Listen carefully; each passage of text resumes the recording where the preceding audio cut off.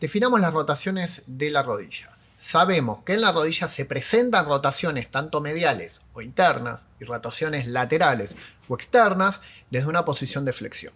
Desde una posición de extensión, no. Te vas a encontrar bastante limitadas las rotaciones. Pero en la medida que se flexiona la rodilla, existen las rotaciones, son fisiológicas y nadie debería morir por rotar una rodilla desde una posición de flexión, de acuerdo a la magnitud de la carga con la que se encuentre. No es lo mismo rotar la rodilla sin ningún tipo de carga que rotarla con 500 kilos encima de la cabeza. Entonces, primero definamos estos movimientos. ¿Cuándo es rotación medial? ¿Cuándo es rotación lateral? Por convención, se usa la posición relativa de la tibia. O sea, yo siempre me fijo en si la tibia se acerca a la línea media o se aleja de la línea media. ¿Se entendió? Entonces pueden pasar muchas cosas, que se mueva solo la tibia, pero también puede estar fija la tibia si vos estás apoyado y se puede mover en fémur encima de la tibia. Y eso genera muchas confusiones. Entonces aclaremos un poco. Con el fémur fijo, yo dejo el fémur fijo, este es el fémur, lo estás viendo de costado, ¿sí? Y vos, acá, fémur fijo y acá está la tibia. Si la tibia rotó medialmente, o sea, es interno, lo llamamos rotación medial. Joya. Eso ya lo sabíamos y lo podíamos haber sacado solos. Ahora, con la tibia fija, si el fémur rota lateral, no medial, rota lateral, la posición relativa de la tibia es como si hubiera rotado hacia adentro. ¿Se entiende? Yo podía rotar la tibia hacia adentro, rotación interna o medial, o podía rotar el fémur así, rotación interna o medial, porque lo que yo estoy tomando por convención es la posición relativa de la tibia. Ahora, si yo dejo el fémur fijo de esta manera y roto la tibia lateralmente, es una rotación lateral. Pero si yo dejo la tibia fija y roto medialmente el fémur, es como si la tibia hubiera rotado lateralmente. Entonces, por convención, decimos que es una rotación lateral. Pero es el fémur el que va a interno, el que rota medialmente. Sí, pero la tibia se está abriendo en relación, en comparación con el fémur, ¿sí? Entonces es muy importante que tengan bien claro esas dos descripciones, ¿sí?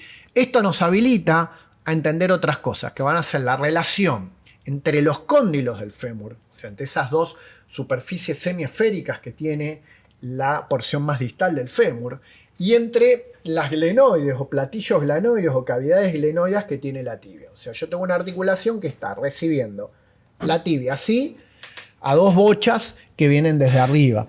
De manera esquemática lo estoy describiendo. Entonces, acá viene lo interesante.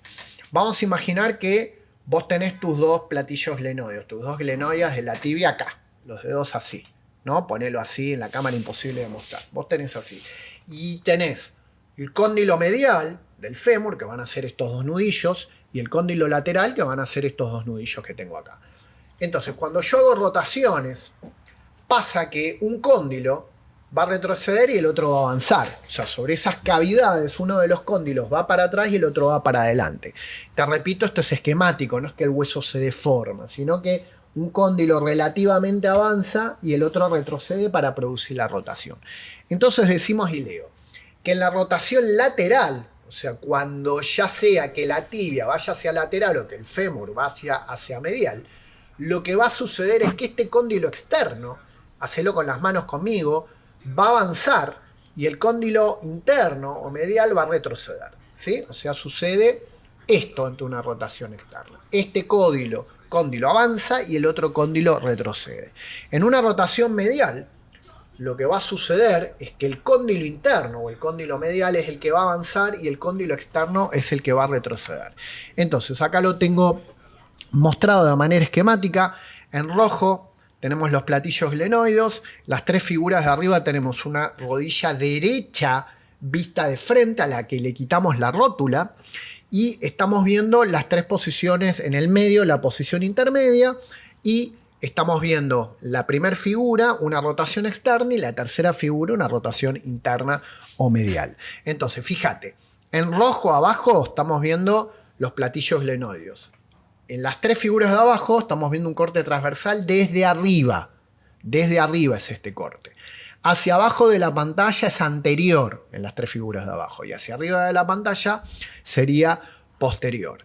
Ya ubicados, sabemos que, mirá, en una rotación lateral, el cóndilo lateral del fémur es el que avanza y el cóndilo medial es el que retrocede. Mira, va de nuevo el dibujo. Pin. Ahí va. Y en el tercer dibujo estamos viendo que ante una rotación medial, el cóndilo medial del fémur es el que avanza y el cóndilo lateral es el que retrocede.